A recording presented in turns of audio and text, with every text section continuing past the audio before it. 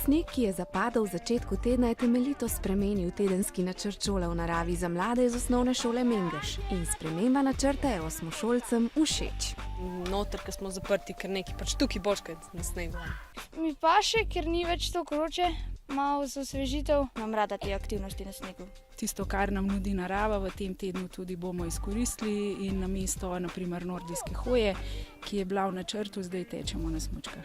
Danes smo pa imeli tek na smučeh, kar mi je bilo zelo fajn, ker še nikoli do zdaj nisem, se si pa skozi želela. Najprej smo z eno smučko probavali, tako kot da smo na skiroju, z eno nogo smo se poganjali, z drugo nogo na drugi nogi smo imeli smučko. Danes mi gre slabo, sem že doskrat padel, sem tukaj čist bil, snega pa moker. Mladim, ki v šoli v naravi v centru obšolskih dejavnosti v Kranjski Gori spoznavajo kraj z okolico in zdrav način življenja, pa največ pomeni, da teden preživljajo v družbi vrstnikov. Ful se shecamo, pa eni novi so prišli iz osnovne šole Tišina. Mi se ful družimo s puncami, pač iz naše sobe. Oni sosedi so sramežljivi. Se sošolkami pa sošolci v bistvu lahko bolj povežeš. Všeč mi je, da se malo odklopimo od staršev pa od drugih motečih dejavnikov.